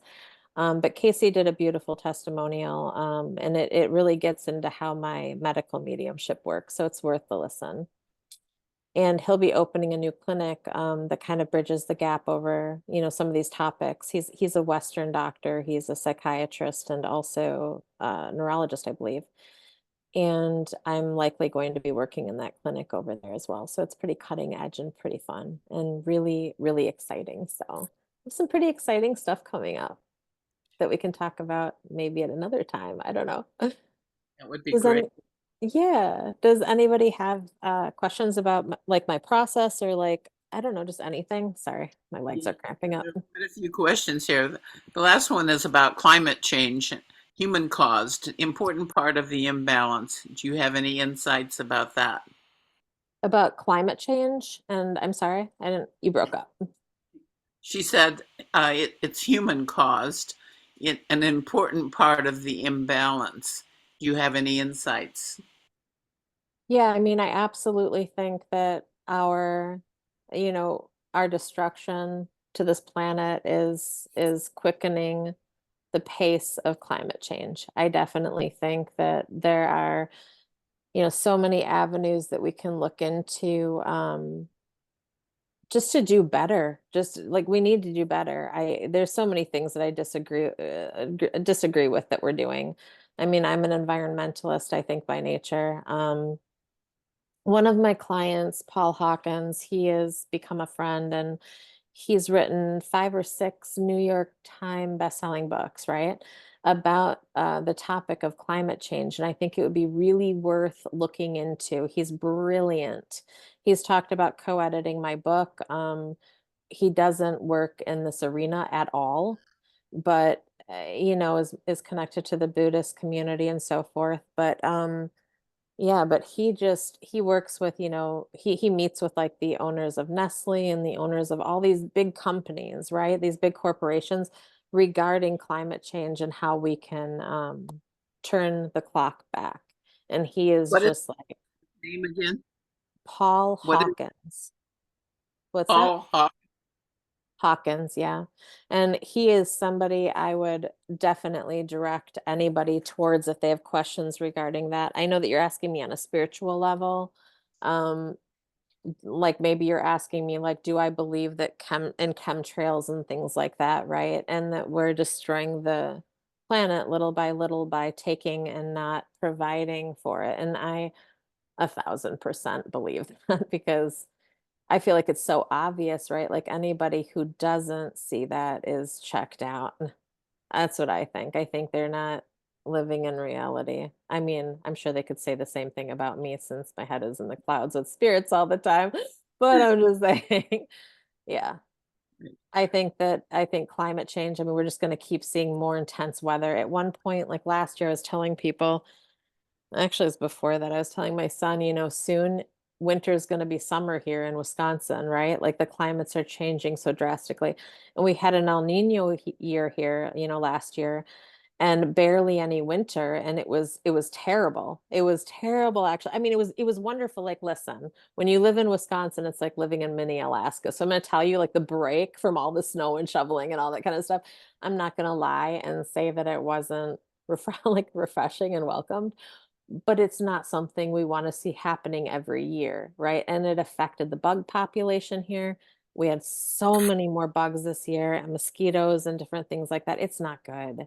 It's not good. We really need to work on climate change and not dismiss it. We need to stop dismissing it and pretending like it's the pseudoscience and it's a joke, because it's not a joke. We really need to like learn from our mistakes, learn from the Dust Bowl, learn that we need to plant native plants back into the soil to enrich the soil, to feed and nourish the bees, and the animals. And we need to preserve land. We don't want to just keep taking the land away. We want to preserve it. Buy eco-friendly materials, buy things that are, restorable, like buy bamboo instead of oak. You know what I mean? You can do small things that can make a huge difference if everybody elevates at the same time and just demands to do better. You know what I mean? Like our taste for beauty can change. And if there's enough demand on eco-friendly products and stuff like that, you know, the more interest in it, the more people, the more the big companies are going to lean into it, because where there's demand, there's supply. So let's demand for everything to be more eco-friendly. Let's demand for our system, who is really running this country, to do better. Let's demand for all this stuff that maybe isn't as luxurious to be like the coolest thing in the world. Let's start pushing for eco-friendly materials for our homes, for our bodies, for our cleaning supplies, Yes, everything across the board. You know what I mean? Like, let's start demanding that we do better. I mean, our bodies, our planet, everything will thank us, beautiful, beautiful. Yeah, You want to take one more question? sure. Um, Cherise said, so you work with people to bring out their gift. She said, I was told my gift was like Sylvia Brown's. So I took a mediumship class and saw people early and gave solid readings, but I could only do it when the teacher was in the room. Nothing happened when I tried reading on my own. That's interesting. So perhaps what was happening was that you were like, what I'm getting is that you were just not confident, right? So if the teacher was in the room, you felt their confidence, like their energy of confidence onto yourself. You were absorbing that, you were taking that in, right? They brought you a level of confidence that you didn't have innately. So I would say meditate on that and really find out where your insecurities are coming from in yourself and kind of work on shedding those insecurities so that you can lean into trusting your own intuition better. I don't think that you need a teacher in the room. I don't teach classes on this. I have guided certain individuals during readings to their own process. I'm not in agreement that every formula works the same for every person because, in my experience, that is not true. When I've sat with people and I've helped them to open their consciousness and their mind to connect with those they love and with others, each person's formula was unique to themselves, which is why I haven't taken on classes because I feel like maybe I would be kind of being like a liar to say, okay, this is what would work for everybody. So I just refuse to water it down in order to make money for myself. I know it'd be an easy way to like rake it in, but at the same time, I I I owe this gift just my best. So I just can't do that. So what I would say is like, don't depend on those teachers entirely. Take what you can from them and leave the rest behind and really trust what your gut is telling you and meditate on it and find your own way to communicate because really we all learn differently. We're all unique, but in that way. Like maybe me holding on to a rock that doesn't help anybody else, right? Is like my little totem thing that I need to hold on to, but it wouldn't help anybody else, right? Same goes for somebody else. Maybe listening to a certain hertz, like a certain type of music, excuse me, while trying to connect would help them, whereas it doesn't do anything for me. Like when I'm reading for somebody and they're like, okay, well, like they won't even ask me. So when people go into readings with me, I always tell them like write down your top questions before sitting with me, right? And then they should be answered by the end of your reading without you having to ask. It's not magic. I'm not a magician. It's just the way it is because spirit's with you and they tell me.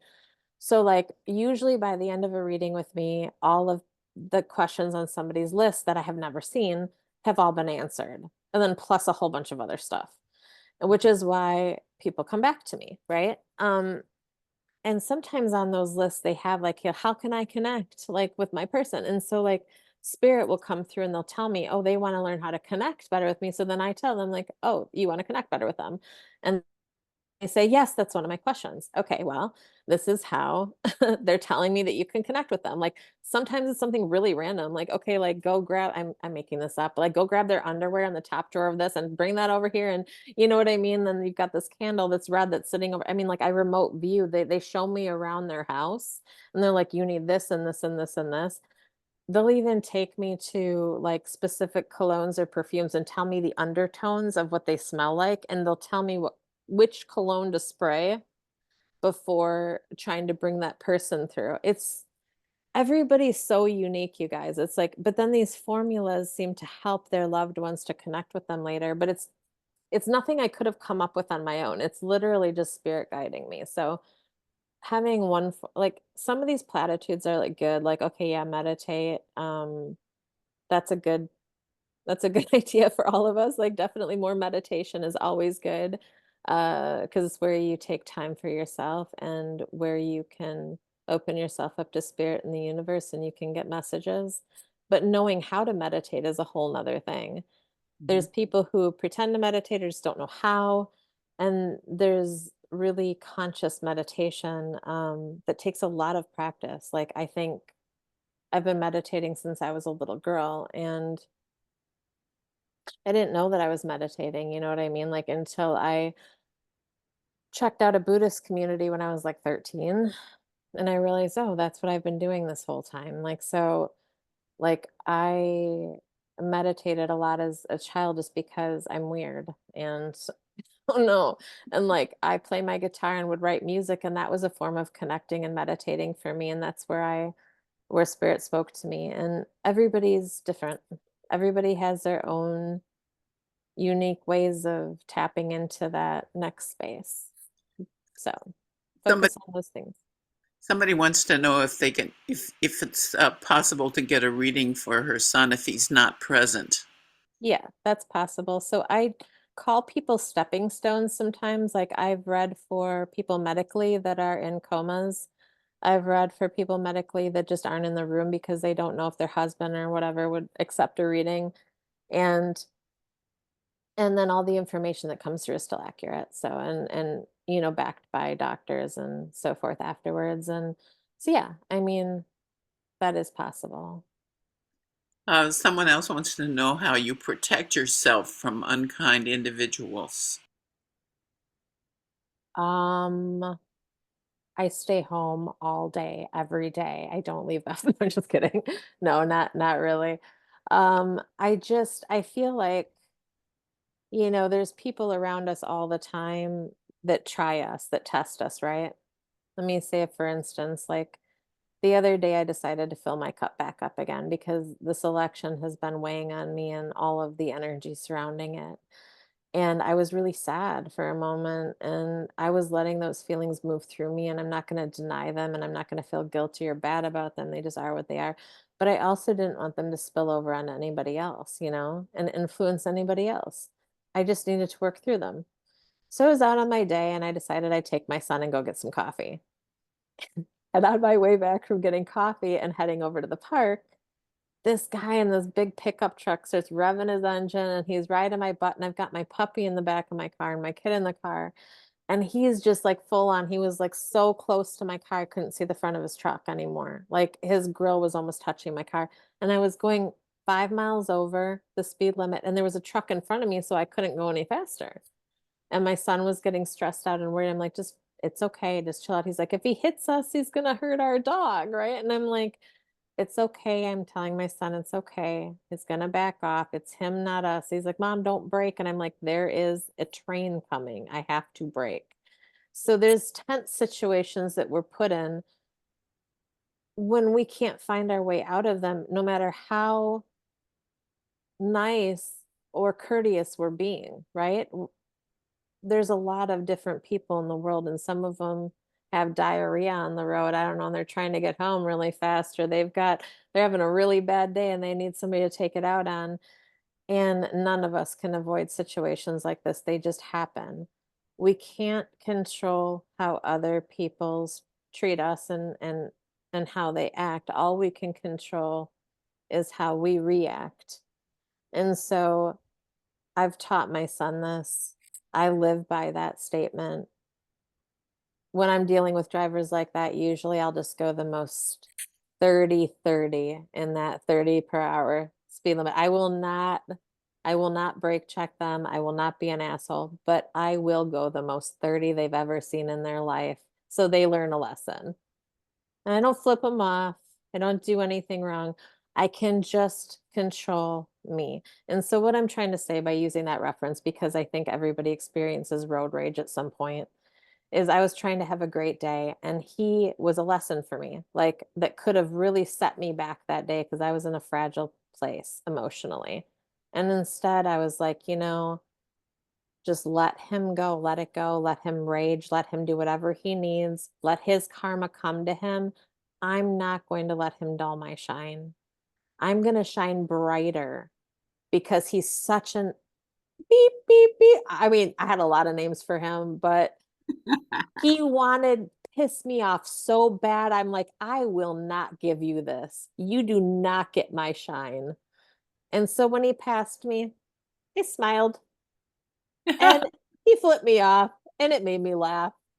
And I went on with my day, and I went to the park and I walked, and I got, you know, I got my endorphins going. And all we can do is protect our own feelings and elevate our own energy and just hope that it rubs off on other people. and that it may be like, you know, their karma comes down the line. Maybe it clicks in their head that that's just not a good thing to do, that they're harming themselves more than they're harming anybody else, because I didn't let him harm me.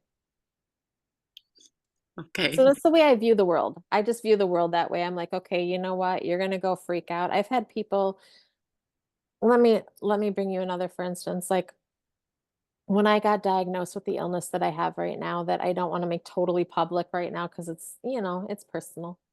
But I was diagnosed with an illness back in 2020, right when the pandemic hit, and I had a client who was scheduled with me. I had collapsed at a hospital for migraine headaches. I was there to get dry needling done to help with my migraines. And I collapsed in the waiting room and my heart was beating really fast and my face was red and I was like, "Oh, this is it, you guys." I was like, "Oh God, here we go again." And my son was in the cafe and he was having coffee or whatever at the hospital. He was with me there. And I'm like, "Okay, somebody get my son," because they were wheeling me into the ER room again. They got my son, I held his hand, and I'm like, "I love you, I love you." Like, I told him I had a little cash somewhere, I was like, "Here, take this, like, if anything happens to me." And I asked him, "Get a hold of my client, please. She's gonna be freaking out. Get a hold of her and let her know I'm in the ER, and just give her a refund. This is how you do it." I just told him, "Get into my PayPal account and refund her payment, okay?" And he got in touch with her. My little man, who's scared because his mom's sitting there having this episode in the ER, got in touch with her and she was mad. And he said, "My mom's in the ER and here's a refund." He offered her a refund, but the refund was going to take a minute because we were in the ER. So he needed to do it right. You know, he needed to go outside and do it. And she freaked out and was super upset. And once I got out of the hospital, I had all these, like, I mean, I had already refunded her payment within an hour. I had him refund it within an hour. And there was all this, like, anger, and she's like, "Why am I not, you know, worthy of a reading from you?" And da da da da da, and I'm, like, sitting here going, "Oh my god, lady," like, I was literally like, I just collapsed in a hospital. This has nothing to do with you. I know it feels personal, but it's not personal. I got a diagnosis that day that I told her about, that anybody else would have had an enormous amount of compassion for me for getting, and instead she was mad that I couldn't read for her. She's young, and her mom and sister had readings with me, and they were very happy I with them, and couldn't she read it felt yet. singled out. I'm here. Are you there? They don't have nothing for you up here. Somebody's unmuted. Can you please mute yourself? Sorry. And so, can you hear me? Yes. And so she went ahead and she created a whole bunch of accounts on this place called Reddit. And she smeared my name, and I heard about it from other people. And I'm not on Reddit, so I don't care. I'm not on any social media really, except for Facebook. And I have an Instagram that I check in with like 3 times a year. But I had heard about it, and she smeared my name all over. It was like a smear campaign that I could totally get defamation of character lawyer involved, but I haven't. And I realized again, it really saddened me. It broke my heart that somebody would do that to me when I was in such a vulnerable place and when I had just gotten a diagnosis that was really scary. And my son was heartbroken. And she went on all of my videos and everything and tried to smear my name. And I realized, you know what? I don't have the energy to put into this right now. This is all negative, and I need to focus on healing. And I didn't get an attorney, and I just thought, you know, just let it go. If I'm supposed to continue this work, God and the universe will provide, and she'll just disappear. And I just didn't feed it. And maybe it's still there. It's probably still up, but I just ignored it, and I'm still doing fine. I still have clients, I'm still doing my work, and I just let it go because I just decided I'm not going to let that kind of person attach to me. It's a choice. Bless you. Thank you. Um, Maybe we're kind of getting close to the end here. We can go full Yeah. circle with the last question from Debbie. She says, "Did they cheat in the election, and will it be proven in time?" Oh man. You had to go there. You had to go there. We got to Oh, close this circle. ay, ay, ay. Okay. You don't have to answer if you don't want to. No, no, no, no, no. No, it's okay. It's okay. as I mentioned before, my absentee ballot, all these places are not reflecting what we know to be true. So my advice is that everybody goes and checks to make sure that their ballot was counted for and that things look right on your state's website. And if they don't, any discrepancies that that raise red flags for you, please bring them to the attention of those in charge in your state, because this needs to be addressed. If there was tampering, if there was any type of tampering in the selection, it should be brought to the attention and be investigated. And I really do think it's our job as the people to create this second look, right? Right. And to hold the system accountable for our votes, because our voices matter. Now, that said, if we believe there was tampering in this election, we also must let in the idea that there may have been in past elections too. Like, let's not just, again, let's try to bridge that divide. Let's try to unite and come together and say, yeah, the system may be very broken, but let's try to mend it together. Okay. On all ends, because it'll benefit everybody. If the system's broken and if elections are being tampered with, they're likely being tampered with on both ends or whatever. And it should be looked into, because our voices do matter.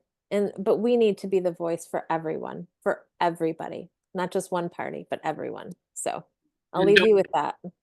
What's that? don't forget that Katie Fang is interested in this, and you can email her at katie@katiefang.com.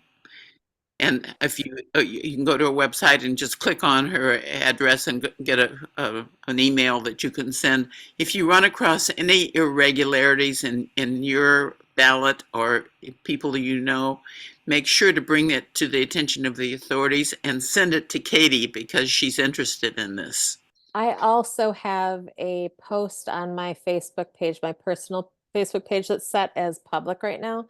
And I'm hoping that people will post on there any discrepancies that they're seeing for Wisconsin too, so that we can bring it to the attention of the authorities in Wisconsin too, if we need to. Okay, so it's time to band together, you guys, and just for the higher good. So I love you all so much. And thank you so much for having me again. I really appreciate it. It's been really wonderful. Carolyn, it has been wonderful.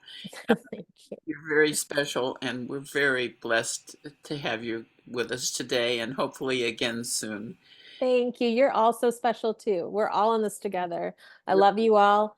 I'm a safe place for all women and girls. I will be buying emergency contraceptives and things like that. So if girls need my help moving forward, you just reach out, okay? We need to protect the children. We need to protect the women of this country. I love you all. Okay, Katie Fang is KATIEPHANG, I believe. You can Google her, and you can go to her website, and you can just click on her email address and go right to her. Thank you so much. And then my website is www.thenextworldmedium.com. And I'll have links on there, like from, there's a YouTube link where you can see Dr. Casey Polios and Brian Smith talking about some medical readings and some interviews regarding Teresa Jones' case and so forth. So there's stuff out there, and I'd love to hear from all of you.